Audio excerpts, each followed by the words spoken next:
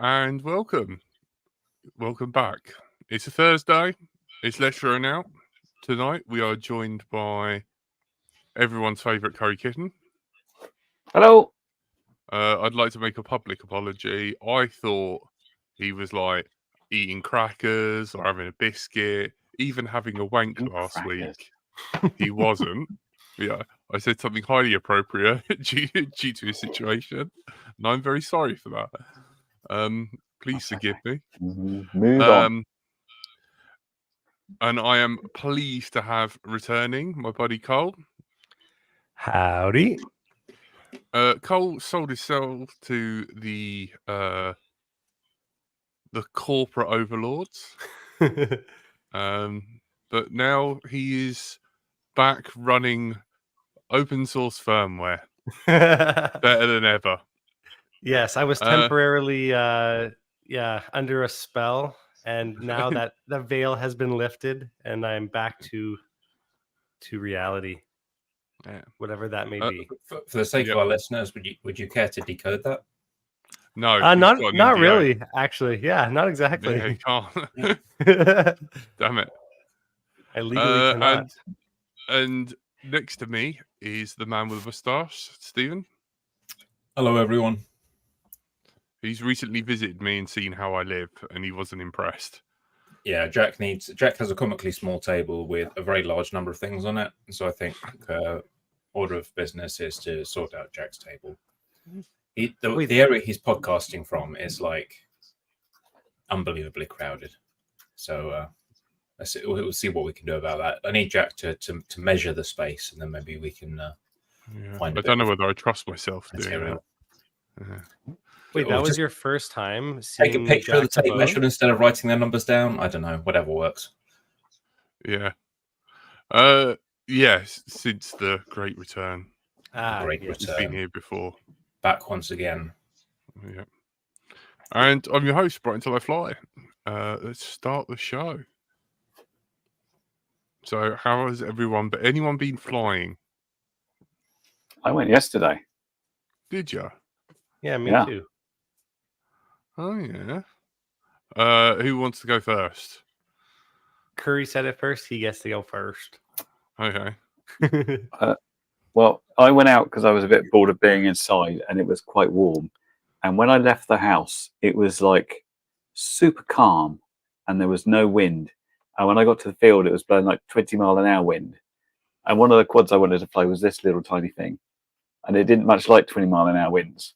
And we got lots of footage where it's essentially doing this, which is fun to watch. I was out flying that one because this is my test squad. This is a little folding 4-inch, although it's got an SPI receiver. It's got an actual antenna, but an SPI receiver. So at about a kilometer, it was like about -100. I was like, I'm going to have to turn around. But it does about 10 minutes on a 10-year-old 1.3 amp 3S, which I thought was okay. Although occasionally it's going along saying, I've got 25 satellites, all is good. And then it just disappears completely. And then 5 minutes later it says, I've got 25 satellites again. Yeah. But that's a bit weird. GPS, man. I'm really struggling to get GPS on anything smaller than a 5-inch. It's just something about when you go down to an AIO, smaller boards, the noise just shoots up. It's not like you see the satellites, you know how they go down and then you get like 4 and then go to 0. It just goes like, I'm going to check the wiring because it's like someone's just unplugged the receiver. Ooh. And then 5 minutes later, after some shaking, it's like, oh, it's just, it doesn't like, I'm back, but nothing. It's just like, I'm at 25 again. So that was a bit weird. Sketchy. And then I was testing 2 7-inches. I had my my old rubbish one with a 5-watt VTX to test out, which was okay. Cooking. But I was getting bad stuff on my receiver. Unfortunately, I didn't have I use dynamic power these days on Express LRS, but I forgot to put what power it was on the OSD, so I wasn't sure. And again, I went out and I wanted to go out sort of multiple kilometers, but again, I was at 1.5 kilometers over the ocean, the sea, and it's like, oh, it's going to -97. I was like, that's a bit crap. It shouldn't be like this. and I happened to be using the Nomad module from Radio Master with the twin dual band antennas, and I was thinking, oh, these antennas are rubbish. Maybe I need to put a proper like 868 antenna on. But then after those, I flew my Walk Snail quad, which is also an 868, and I flew up to 1 point something kilometers, and it was like at -80, and it did have the OSD showing the power, and it said 10 milliwatts. So it's like, okay, I don't think it's the antennas. I think it's something else, because this seems to be handling that no problem at all. It was interesting flying that, because I flew 2 analog quads and then Walk Snail, and I was like, Jesus, why am I still flying analog? It was like so much nicer. It was like, oh, this is lovely. I'm enjoying flying this. And you go to analog, it's like, oh, this is bumpy and horrible. It is hard to go back. It's worse going forwards, actually. I remember going the other week and I flew Walk Snail first, and then I moved over to another quad to test something. I was like, oh, geez, something's wrong with the camera. It's like I was messing around with it. Focus it again. Yeah, and it's like, oh no, this is analog. I forgot. It's really shit in comparison. Speaking of which, did anyone see the new little board that HD0 dropped this week?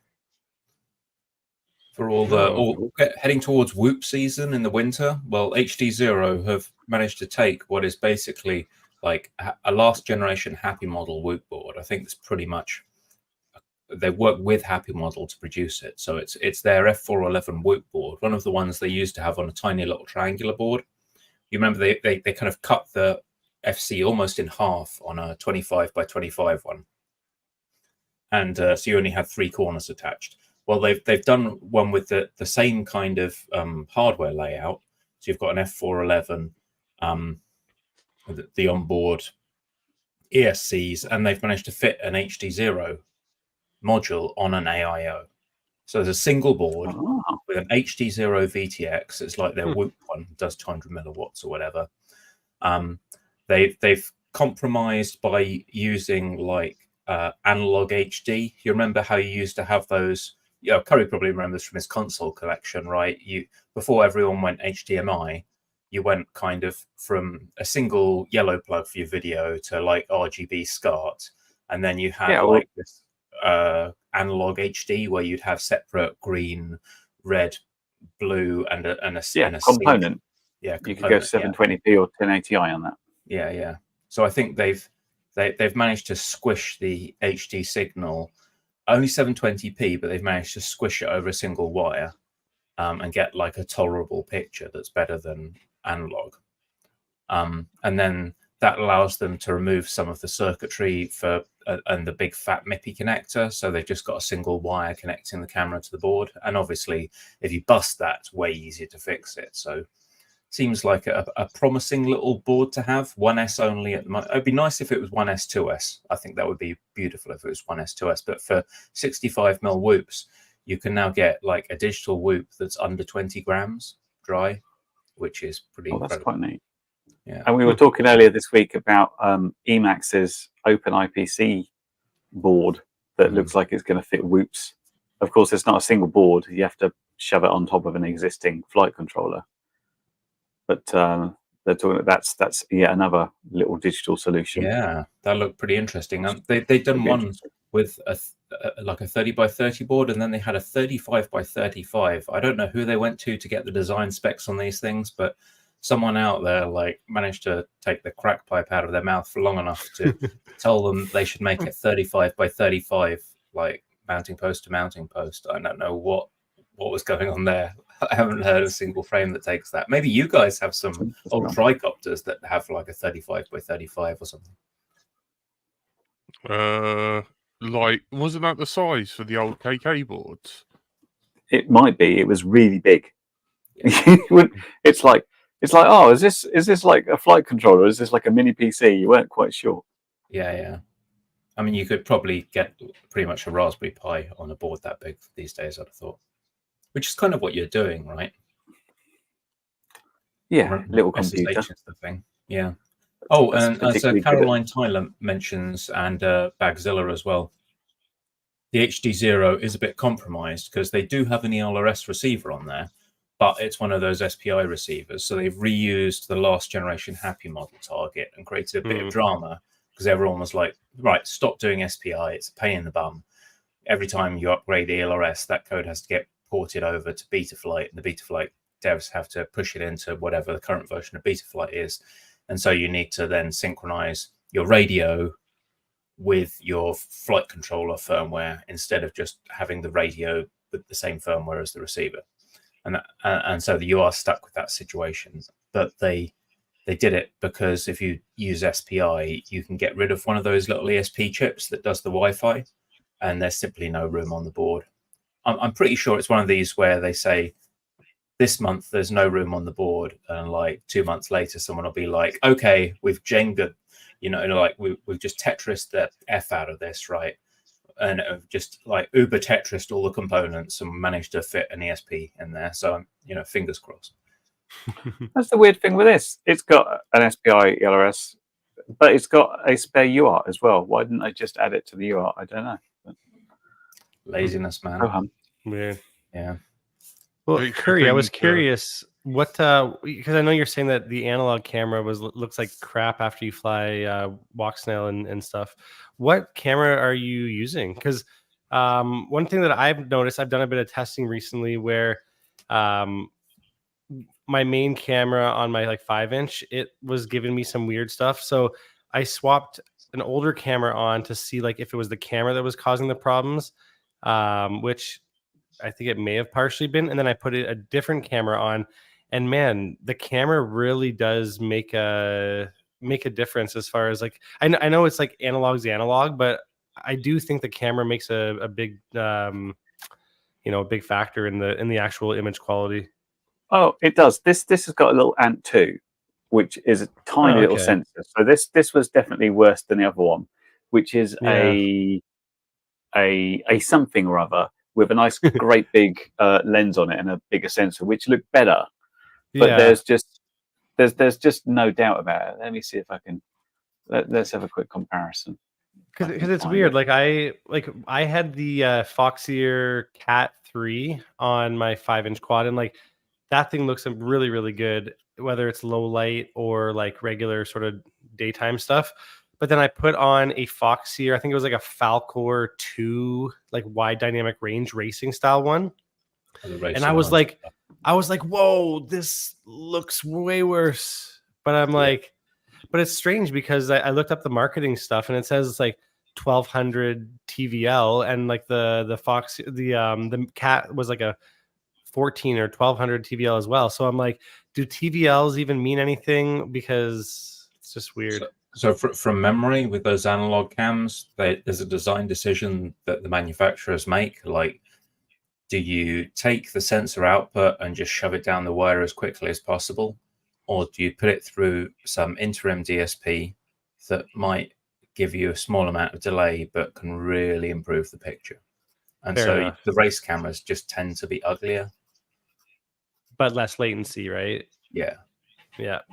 So... yeah, and then in the end, I slapped on a T-Rex camera, and I'm like, I actually tested. That was what I was testing yesterday, and little bit of wine there, Steven. Yeah, so I tested the T-Rex cam, and I was like, whoa, like this is basically digital at this point, which is like definitely a stretch to say that, but just so sharp, so much detail, good dynamic range. And oddly enough, like where I was testing this was like the sketchiest place to be testing basically anything. I was so surprised you didn't lose a quad. I looked at that picture, and in my mind's eye, I heard a sound, and the sound was like, dong! Yeah. The sound of a steel beam ringing as something hard hits it. Let me share here.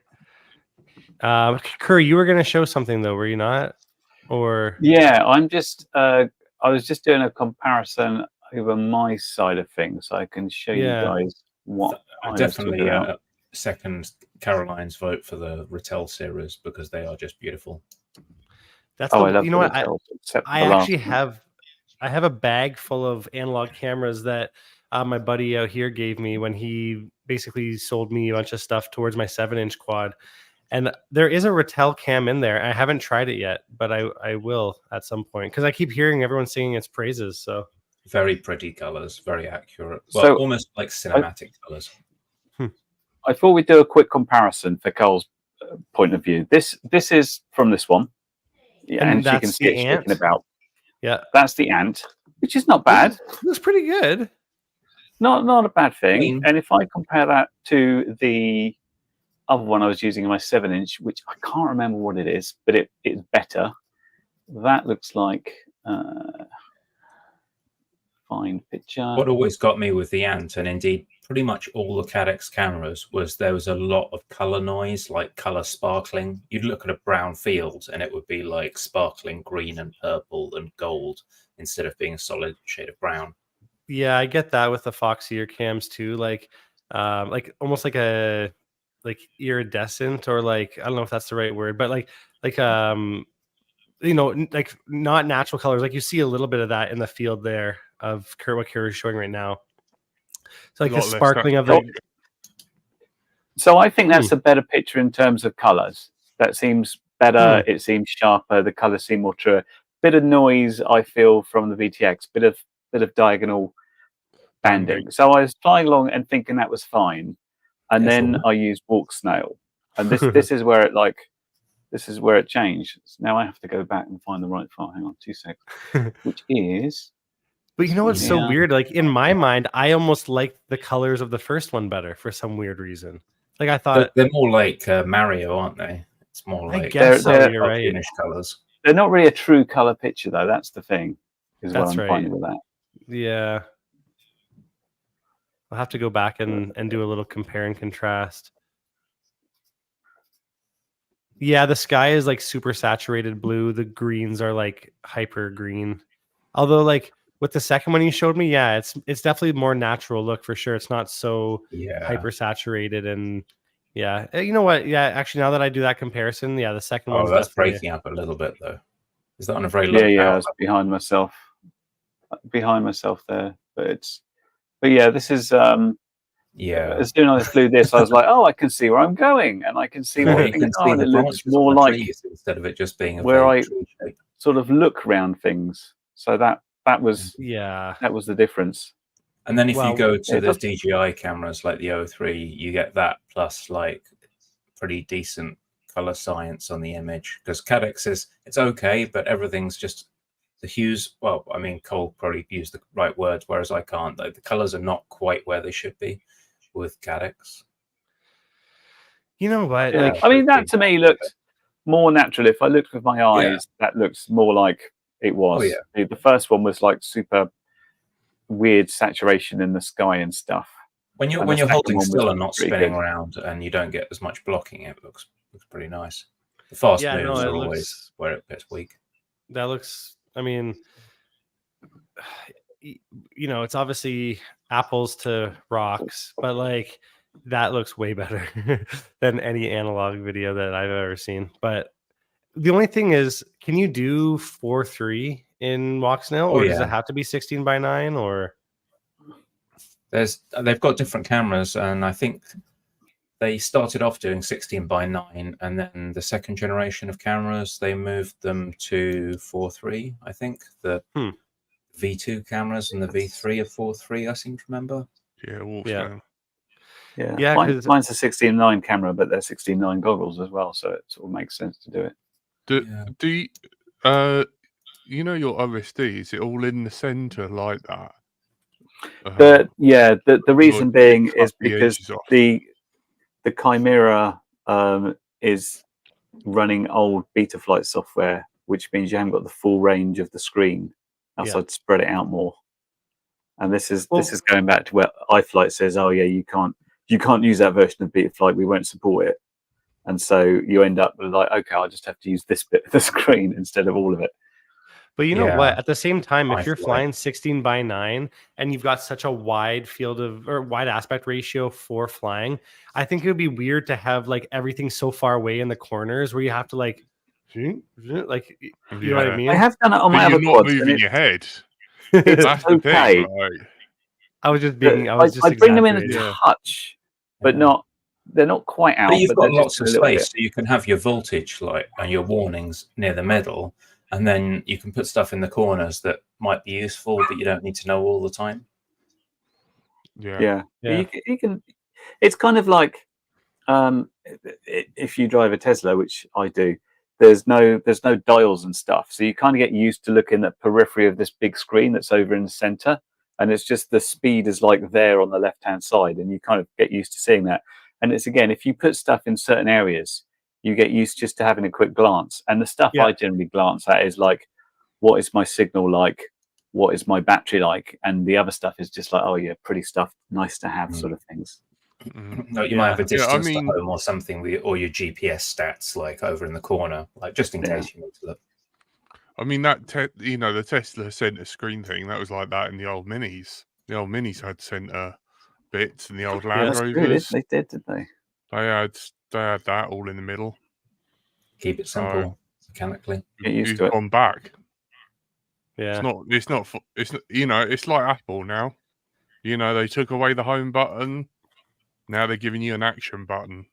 I think that there's going to be rumors of a big invention that Apple are going to be bringing out. It's not a button. They found this new special interface. They're calling it the headphone jack. They're going to be releasing it sometime in 2027. You're outnumbered, mate. Yeah. Well, that was the one thing. Like when I've tried, like friends of mine's like DJI quads, like especially on the goggle V2 goggles, like not the newest ones, the chunky ones. Like if you wanted to see what the voltage was, it's like the screens are already so huge, right? It's like hiding in the corner on the bottom right, and I have to, like I'm flying, but if I want to look, I have to actually like, what's my voltage? What's my voltage? And that's the one thing I really do appreciate about like 4.3, and I don't think it matters whether it's analog or digital, but 4.3, it's like everything's kind of in a nice little square. You can lay it out where you don't have to move the stuff right in the middle. You don't have to use the extremities of the screen. It's just so when you have that HD resolution, you've got like, because I looked at some of the code and like helped hammer out some of the standards for this HD OSD. So you've got NTSC and PAL, and NTSC has a higher refresh but fewer lines, and PAL has more lines but runs slower, lower frames per second. So you've got like, imagine you've got a grid of letters that you can write stuff into, and that's what your OSD is. Like with one of them, I think you max out at like 30 wide by 18 rows down, 30 columns by 18 rows, and that is your analog box that you can draw stuff into. And you still have that effectively in the center of your screen with HD, but what HD does is it adds on a whole bunch of other columns. So you go to like 50 by 25 as opposed to 30 by 18 or something like that. And different systems have actually slightly different resolutions because they've got slightly different screen geometry of the actual displays. Like some of them are 1080 high, and some of them are 1200 high, and some of them are 800 pixels high. So they're all slightly different, but generally you still have the ability to just put everything in the middle if you want to, but you've got a few extra columns either side of the screen. So if you want to, you can just use it as dumping ground. And I think it's more useful for iNav pilots than anyone really, because they've got a ton more OSD elements. If you fly Betaflight, you've got a voltage, you've got warnings, you might have a few GPS stats, but that's really it. The only thing I put up is ESC temperature. Some of those AIOs where I just flat out don't trust them, I'll put ESC temperature and MCU temperature. So I could be like, is my VTX trying to cook the flight controller? And, when I take off, I don't want it to be at 100 degrees and about to brown out. So I just keep an eye on that. I think what's interesting in this era of HD OSDs is we can display the information, but we haven't got that much customization. So you might want to say voltage. Let's have that bigger.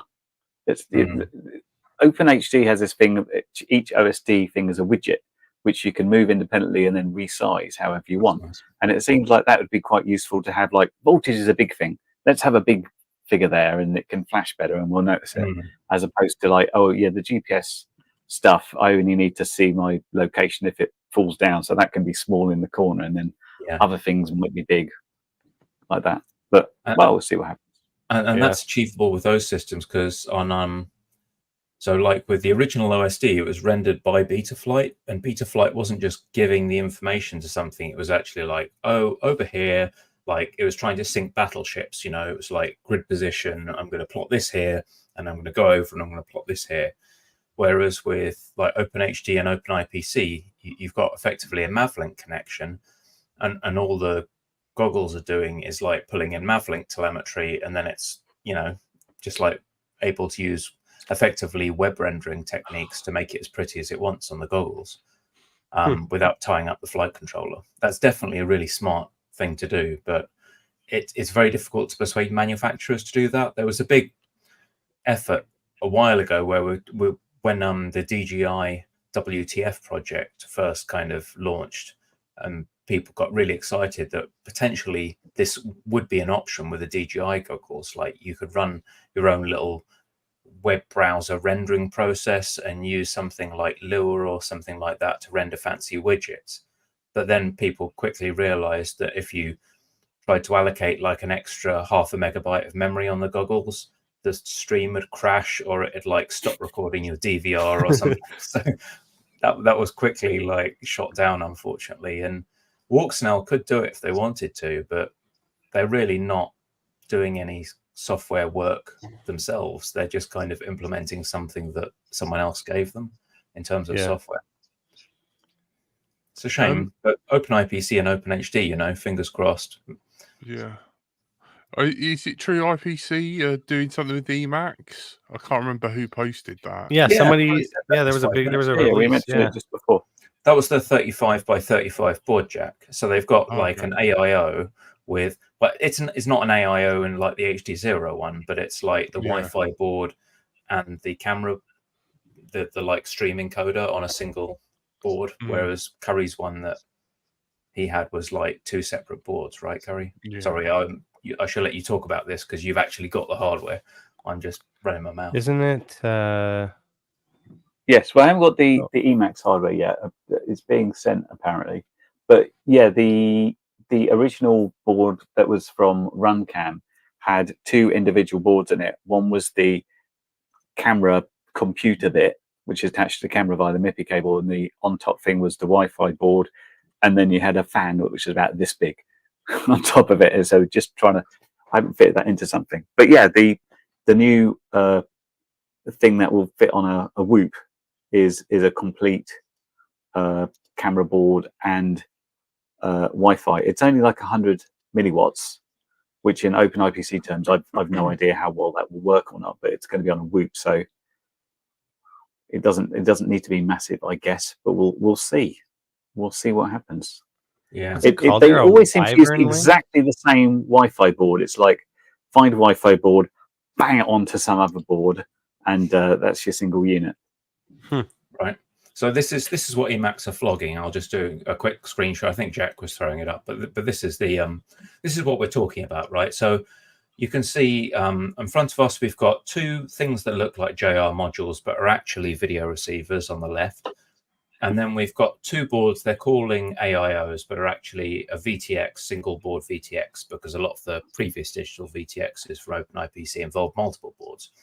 So of these 2, one of them is a Whoop style, which you can see is clearly just a daughter board for something else they slapped on there, which is a Wi-Fi card on one side, and I guess the chipset that does the MPEG encoding on the other. And the other one is this lunatic-sized 35 by 35 board, which they appear to have actually extended to reach those insane dimensions when it could actually be smaller. So it's like it was a 30 mil board, and they thought, no, let's make it bigger. Yeah. So the UFLs, this one's 100 milliwatt, the 25 by 25, and I think the other one goes up to a watt, right? So you probably don't want to be constrained with 100 milliwatt if you're doing anything serious with this, right? Yeah, that's pretty cool. It's quite interesting because as far as we know, if it's the same Wi-Fi module, they do run pretty damn hot, and that's why they're often seen with a massive fan on top of them. So it'd be interesting to see the sort of the cooling aspect of it, or it's like once you power on, immediately start flying, so it doesn't burst into flames, sort of thing. Also, like, don't be under the assumption that this is going to be like a super easy solution, because you can see right from the get-go, like, you've got about a bajillion connector JST goes into the side of these and breaks out to something that isn't just a simple USB plug. It's an active adapter that has its own Ethernet interface on there, as well as a USB-C. So, you know, Yeah. Yo Dog, I heard you like Linux, so we put some Linux on your VTX. All these work, no matter what you're doing, you're plugging it into an Ethernet port at some point. Yeah. Because otherwise there's no way of you putting it onto Wi-Fi unless you can get to it in the first place via Ethernet. Because you're using the Wi-Fi card to actually send the video signal, so you can't use the Wi-Fi card to actually connect to the VTX. It's used for something else. I mean, someone could write some special software, I suppose, and say, okay, we're in setup mode. Let's use the Wi-Fi card. That would be smart. Put up some special little thing where it says, "Connect me to your Wi-Fi," and we'll go from there.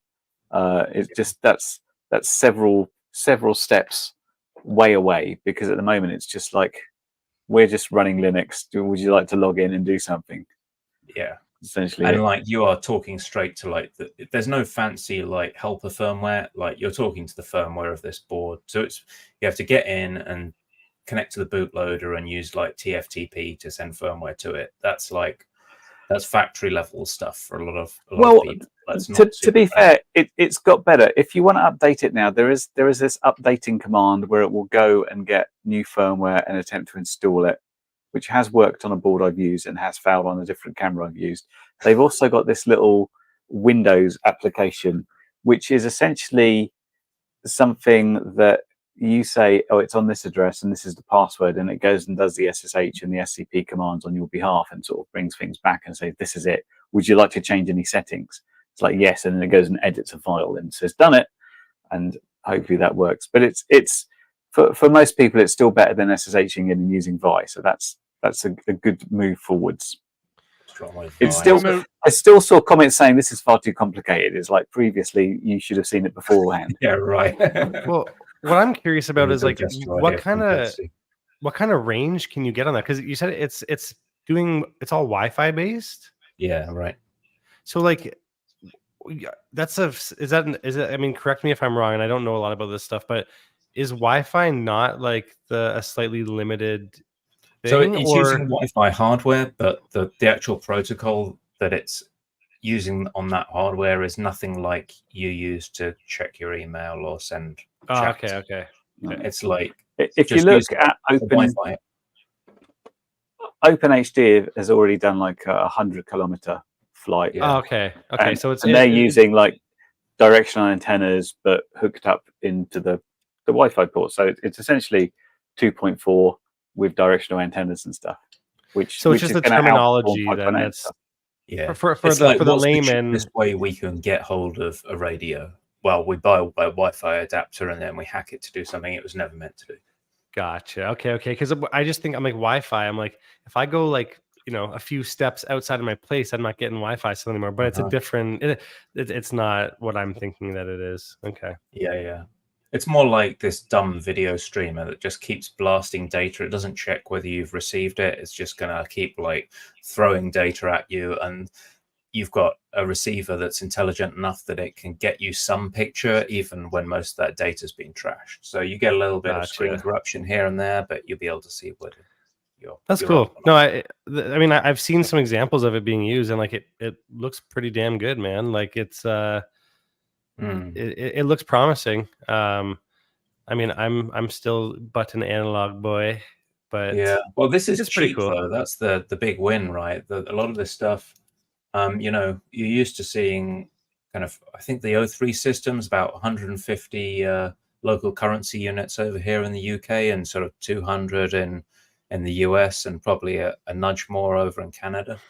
Yep. These transmitters with the camera that's going for 65.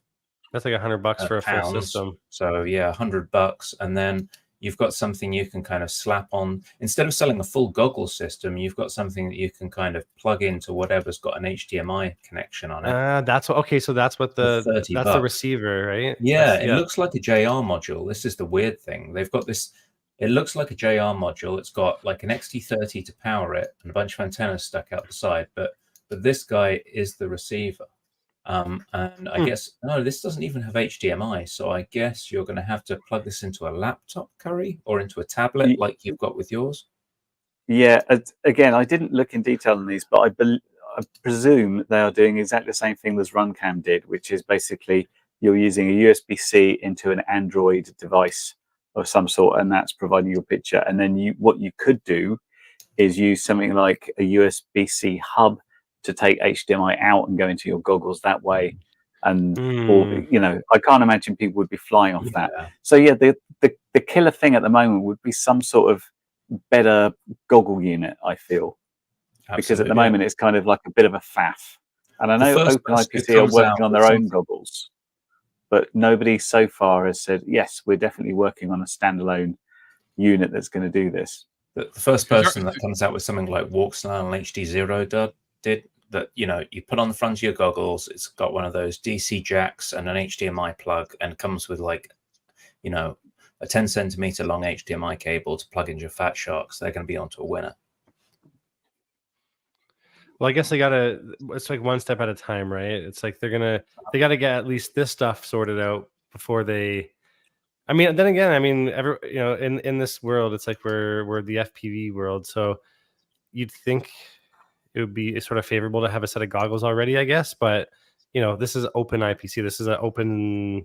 This is really for people doing long range wings as well. Like the default way of drawing the OSD is via Mavlink. So if you're flying quads, you probably never even touched Mavlink. It's just gibberish, right? This is stuff that's in fact, used. It doesn't work on 4.5. Yeah. Nothing comes out. It's used for long range autonomous, like if you've got an ArduPilot system and you want it to like fly a grid pattern over something so you can do aerial photography of the land underneath, you're going to be running Mavlink. But otherwise, yeah, you probably don't know it. But this is relying on Mavlink to do all of the OSD. And there's a system that does DisplayPort, like MSP-based OSD, but it's like alpha stage right now and seems to be rendering it as like a burned-in subtitle type format. And it renders on the camera. Yeah. So the camera's using its CPU to render that, and then that's getting transferred through the Wi-Fi link. So if it corrupts, then your OSD corrupts at the same point as well, which is going to look interesting. I did see there's a UDP sender for that. So there's a process where it looks like you can run UDP and spit all of that OSD updates over the Wi-Fi link separately from the video instead of burning it in. But yeah, it looks really not ready for consumption. And indeed, if you go looking for the docs still on this, you're like, oh, I've got OpenIPC. I'll go to the OpenIPC website, search for FPV, and there's a repo that someone updated 6 months ago, and basically nothing else. So I'm going to stick with what I was saying before when they came on, where I thought, you know, this is a lovely idea, but we need to check back in 2 or 3 years. And I think we're probably it's definitely now at like an enthusiast level type thing. But I think it's interesting that it's been picked up by 2 manufacturers so far. I think that moves it along a lot faster. Something's happened. You know, Curry, you said, well, I think Stephen said it, like you plug it in directly to like a Android device, but then you can break out to then use a hub to give you HDMI. Surely all those steps then add more and more latency? They do seem to, yeah. When I was doing it on my crappy Android tablet, it added about 10 or 20 milliseconds just on the milliseconds on the Android I've learned measures the decode, and mine's not particularly fast. It's 50 seconds to decode this frame. You plug the hub in, it's like another 10 milliseconds to decode the frame. So that adds something to it. I don't know if there's better solutions there or not. It's going to be the case of like you need a good performing Android device to do it better. And they're like, people are talking about like this takes 10 milliseconds to decode the frame. Therefore, if you plug it into something else, it's better. But if you just drop the Android tablet altogether and use something like the Redaxa 3W, I think that's looking at like 50, 60 milliseconds sort of glass to glass is what I understand. I haven't got one, but that's what I'm told. So that is the best solution. But as soon as you say get one of these, that's down to like, okay, welcome to Linux 101. Here's how we're going to start off by configuring the device. So that's not particularly consumer friendly. Yeah, No. you need someone to put one of them in a plastic case with a 2 to 6S power jack in the side, and get it all flashed, get power regulation, and flog it to the punters, and they'll buy it. Yeah, and that is small enough to just sort of sit on top of your goggles and be powered and have like a little HDMI lead coming out. Yeah, absolutely. You can, unscrew the fan shroud and put a fan shroud with a bracket on there instead of it, and then bolt it on the front, just like the HD Zero and Walksnail stuff, and you're off to the races. Mr. So Andy's got a DPI. comment here. Andy RC, hello Andy, hope you're doing well.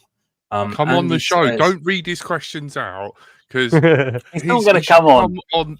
Come on the show. He's not going to come and fiddle with you, Jack. He should do, but he's not going to. It's I'm because you gonna put your resend the tongue in his link. ear that Andy time. RC says, that's what I'm struggling to understand. Emacs and RunCam buying into it. Is it because drone tech is so stale at the moment and this is something new? And that's a good point, but because we've been sitting here with kind of a stable state of technology for a while now, and I don't think anyone really wanted DJI to eat everyone else's lunch, and then for Cadex to try and copy DJI, and that's pretty much it. No one asked for that, and it's nice that there is some competition.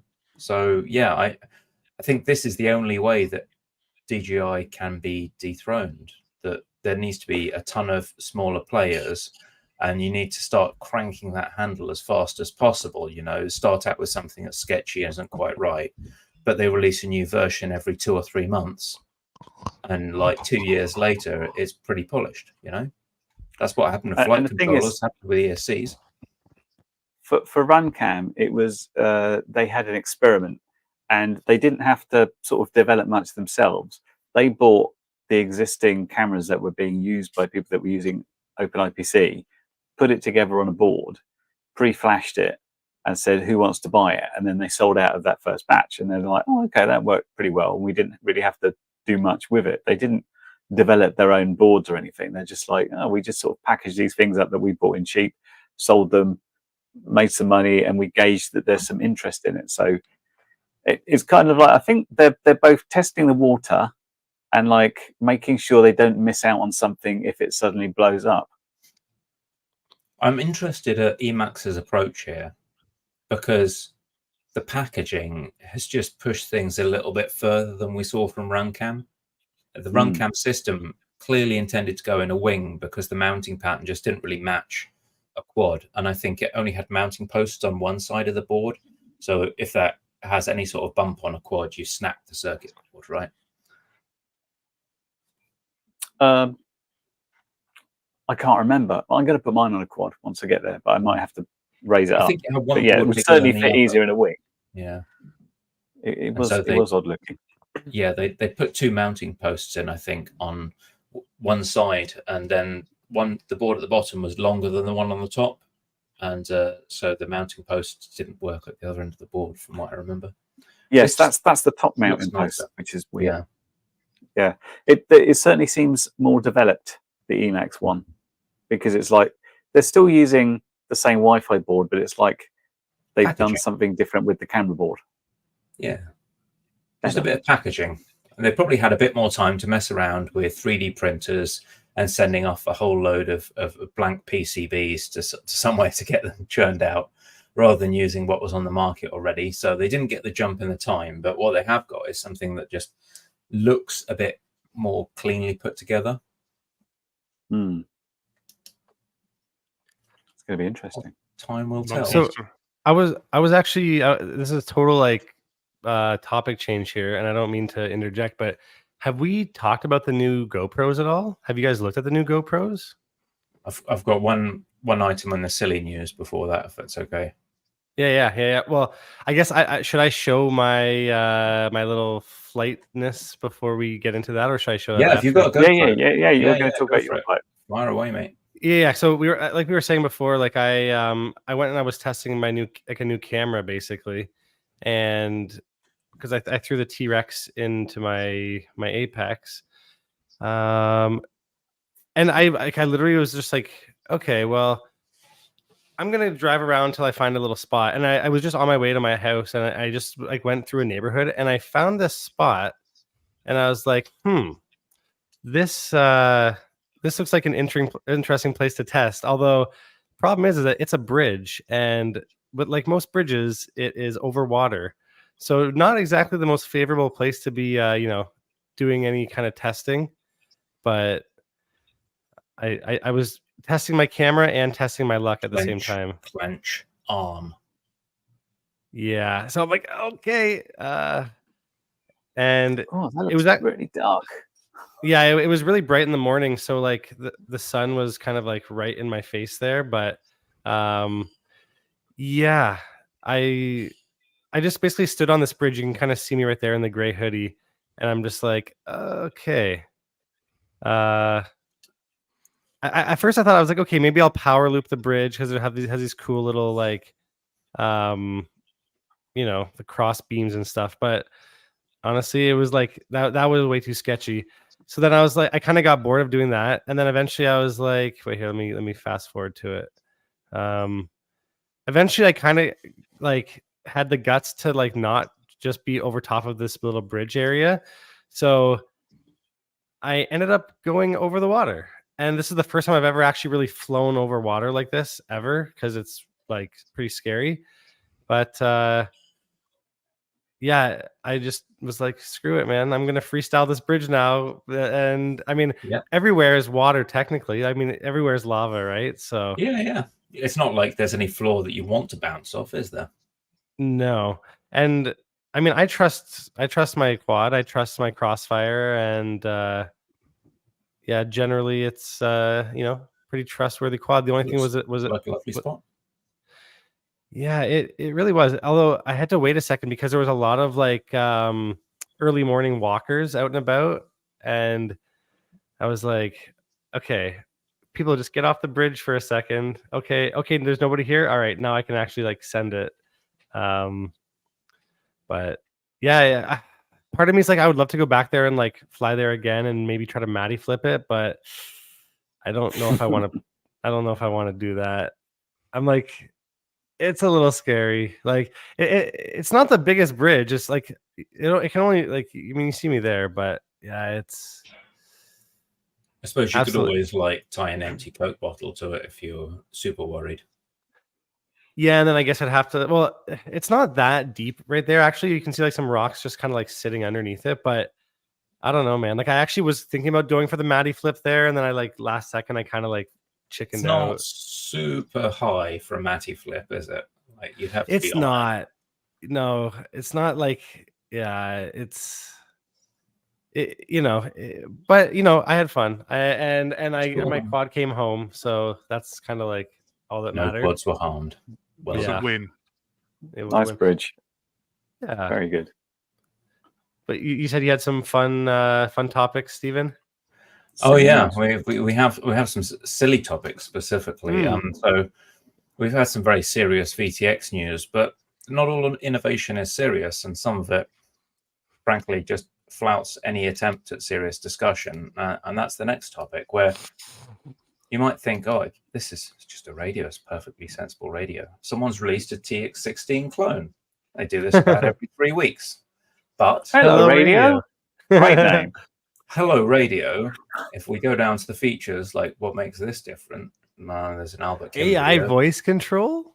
Yeah, well, okay, so take that with a pinch of salt. There's nothing AI about it. What they've got is voice recognition, right? So you can say like model page, system page, and you can say like flaps up, flaps down, but you have to press a button to engage it first. So debatable how useful it is.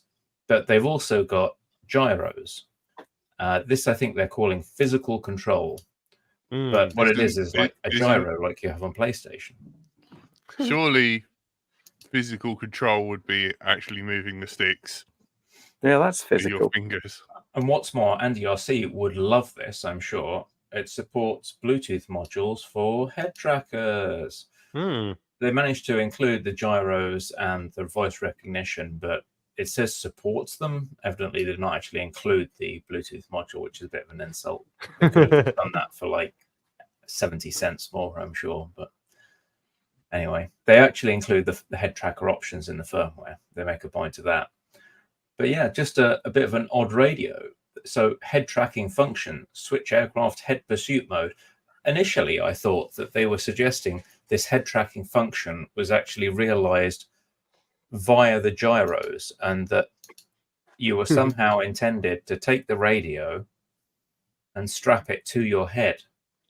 But on closer inspection, they've simply just updated the firmware, which is more sensible, perhaps. Yeah, does that mean there's a special Edge TX fork which has these new weird functions in it? But it was always available, Carrie. It's just it's just a firmware option, so you can build it with those options, but no one had built it with those options. So yeah, it's in there. So the gyros, you can just say, I want my tilt gyro as channel 6 or whatever, right? And it will it's probably just like that. splitting out S-bus or something, and then they recognize that, same as they would a trainer port, I'm guessing.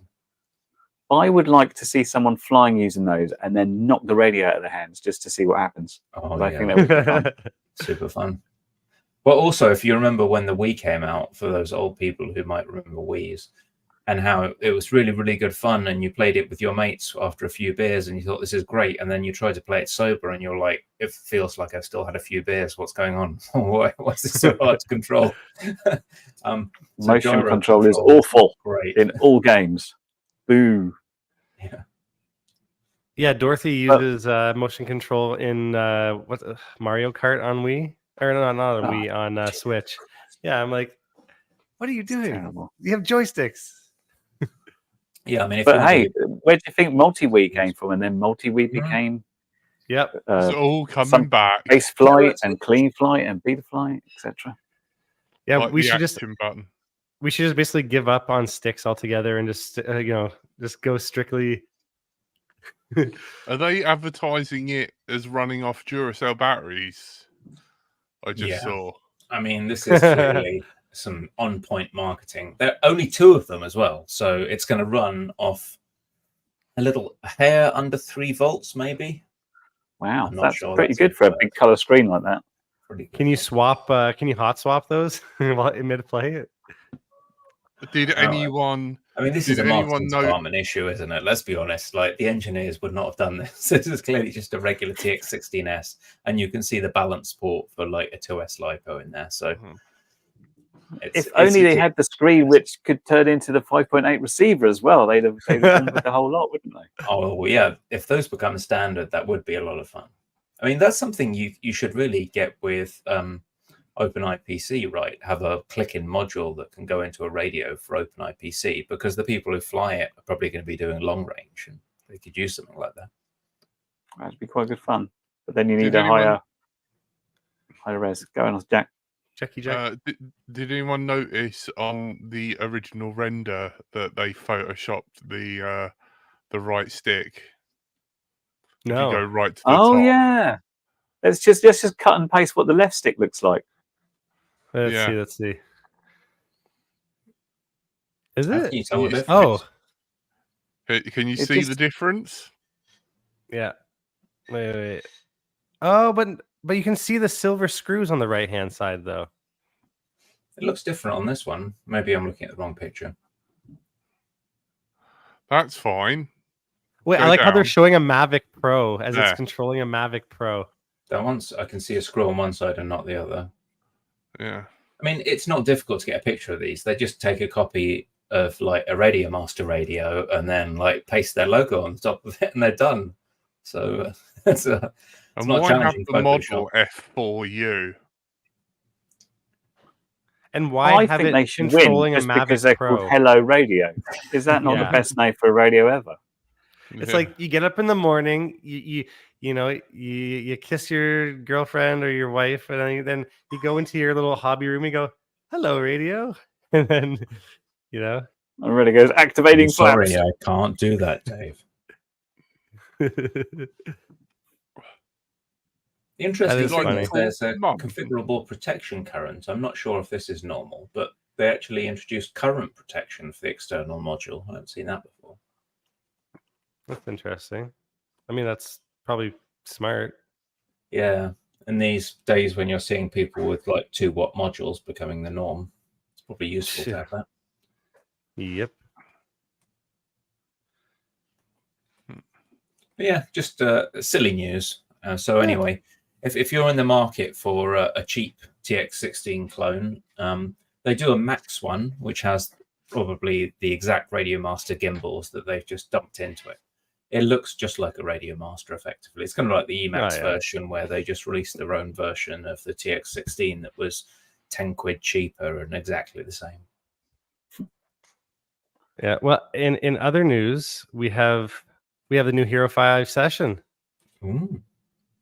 which is actually only 10 grams heavier than a Hero 5 session, but it has a screen, which is kind of interesting.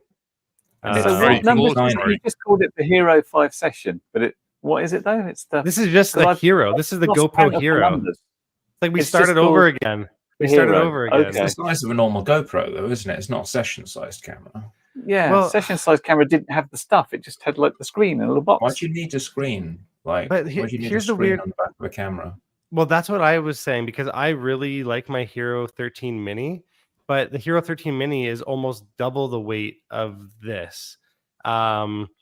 And you don't need a screen, man. Like, if you really, really want a screen, you can hook it up to your phone, make sure Yeah. that your white balance is right, and then you're good. You just have your like I rarely change my settings on my GoPro. Like, I have some like The screen known is good poop settings. on the back of those. Like, if you want to see whether the image is in focus and whether the lens is clean and everything, like the screen on It the just back saves isn't good you. enough. It saves you from having to use the app to go in and adjust settings, which honestly it takes an extra maybe minute or so to do But with they the could have app. put like a black and white LCD in there just for settings. And Yeah, but GoPro would never do black and white though. yeah. Question: is the front of this camera a Okay. heatsink, or is that just a design thing? Is that how they're stopping them overheating now? They make It's the gotta actual be a body heatsink. No, that's No, the it's- stereo speakers, mate. No, Ah. didn't you know it's their new recycling program? They're reusing the griddle part of a George Foreman. Yeah, yeah. And it's 4K tiny. 4K tiny. I don't care. I'm not buying another GoPro ever again. I'm done with them. Yeah. They are It's one of shite the now. largest 4K cameras that's come out. There's been a Firefly and a new Thumb 4K that are both much cheaper and much lighter than this. Well, the So if Action you want 5 something as well just came out. cheap. But the weird thing about this one is, so it's only $200. It's only 10 grams heavier than the original Hero 5 session, but it's actually a lot more limited as far as what basically the different specs you have for video. Where are they now? Doesn't tell me. But Does it do like, Do you know really when they quick say? video? Just a very quick one. Do you know when they say it's waterproof down to whatever 10 meters? yeah. Do you know if you read the small print, they say this isn't a guarantee. If you run a water, put it in a house. Yeah, they have to say they always have to put the asterisks, right? Like, Like, this is an No, American company. Promises it's like are not legally it's binding. waterproof or not. It's like, no, it's not. Totally isn't. That seal will go. yeah, Don't use it underwater. like for me, 86 gram GoPro, that's really nice because the Hero 11 Mini is heavy, but the Hero 11 Mini also has a lot more resolutions and frame rates and just options in general. I don't think I could see myself buying this one just because I do like the Hero 11 Mini, but if you Do you want think something that is like if you want something that's light and cheap and probably relatively good, it's a GoPro. I mean, it should be good. If you're going to put it on a quad, would it give as good a footage as the premium stuff if you just leave it at defaults and you're not trying to tweak? See, that's the thing. I don't have the answer on that one because I never just leave stuff on default. But I guess most people in the hobby probably do. But I don't know. It's for me, like if it had all the same frame rates and resolutions as say like the Hero 11 Mini, I would literally buy that in a second just because of the weight savings. Even if it has a screen on the back, get a 3D print that protects the back. You're good. Put a screen protector it's artificially tiered. Like the hardware in there is probably identical. They've just made it cheaper. Therefore, they've artificially limited the features that are available to create a cheaper model in their range. Yeah, it's unlikely that GoPro have more than one chipset in play at any one time because they're not that big a company. I think there was a stats out that GoPro's like 200 or 250 people. They're a pretty small company. Well, so Hero 2024. I want to see like if it tells me the different. But you know, they also came out like with the new one with a 13 and whatnot. There's all these new different lenses you can put on it now too. Like they have like anamorphic lens and macro lens and Polar. like lower polar or like ultra wide angle, and like they're making it a lot more, I guess, what's the word, Customizable, modular or customizable. Is that I guess relevant for our hobby where people are not typically putting, like if someone is in the business of putting expensive glass on the front of a camera, they're going to be up there flying like a proper camera, not a GoPro, aren't they? Yeah, I mean, I guess it gives for our hobby, yeah, like, you know, we want super view and, you know, maybe slightly wider if you like that. But for the average user, I think it's still geared. It's definitely not geared towards us. I don't think any of their GoPros are ever going to be geared. I'm skeptical about fancy lenses on cheap cameras. It makes me think of like those iPhone lenses you could clip on the back of your iPhone. You know, is it really like a valid choice to put one of those on a fixed function camera like that? Yeah, I mean, I guess it's all use case, right? Like if somebody wants to, you know, to be able to close a specific look, I suppose it's like a shortcut to get like, oh, I've got to have this kind of vignetting look on footage or whatever. Yeah, Carolyn Tyler, that's a very good. Yeah, if it was ever to be FPV geared, it would be session sized. But right, when will they do it? Like and they wouldn't put those like super snap off fingers on the bottom that everyone's just going to throw away to save a couple of grams. Well, and also I guess with these new ones, and I'm not just talking about the regular Hero there, but they've implemented that new, well, not the new, but what I guess DJI was doing with the quick mount, like the magnetic mount thing. GoPro has now put that on their GoPros, like with the Action 2, I think, like the little magnetic sort of thing. Oh, I was going to ask a while back, Cole, what's your take on the Thumb 2, the Runcam Thumb 2, which they dropped recently, which it looks like a slightly fancier version of their 4K camera. You can get decent ND filters, and it looks like it can do slightly higher resolutions, I think, or slightly higher frame rates at 4K than it could previously. Well, one thing I will say, because my only Runcam action camera that I've personally ever had was the Runcam, what is it called? Orange. Runcam Orange. Is that Orange 5 or whatever? Runcam 5 Orange. So there were options. This is the weird thing. Like for the Runcam 5 Orange, there was options for a screen protector and like little ND filters, but they were basically just stickers that would kind of like fall off. And also the design for the Runcam 5 Orange was not so favorable, because the moment you smashed the front, you know, lens cover, that was it. You couldn't screw on a new one. You couldn't, you know, do anything like that.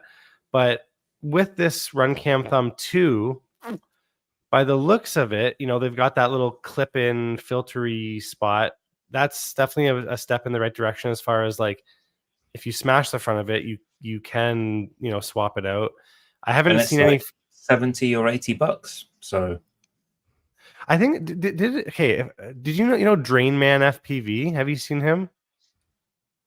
Sounds familiar, but I wouldn't be able to tell you what he does. It's a dude it's an American dude, and I'm pretty sure I watched like a video of his. It was like a couple weeks ago, and he did a video on it, if I'm not mistaken, and it didn't look too bad. But my only thing is that we'll never like it's really hard to see what the true like quality will be of these cameras, because majority of people in this hobby are gonna open the box, put it on default settings, and default settings will never show you the real quality that you can get out of a camera, because the sky will always be too bright, or the ground will always be too dark, or one or the other. And I don't know. I bet you it's good. Like I'm actually curious to try it myself, but I already have too many cameras to do it. It sounds like Caroline's got one. Maybe if she sends you a few clips, you can. Oh yeah. Maybe give her a couple of hints. Try and see if you can extract the best from the sensor and get it looking nice. Yeah, Caroline. If you get me on Discord and I'll take a look at the like the settings you can set up. I'll try and give you some of what I would recommend, because I actually had people reach out to me when I was using my Runcam 5 Orange, and they asked me if I was using like a good camera, like not even like an action camera. So like, not to like say I'm like, Mr. Settings over here, but your username is camera dude. Like, there is an obsession there, isn't there? Let's be honest. I am a camera dude. Way around a camera. a little bit. Yeah. 48 maybe. Yeah. So Caroline, let's get each other on Discord, and let's see if we can like get some super high quality images out of that. Because if you can, then everybody can. So we should spread the love.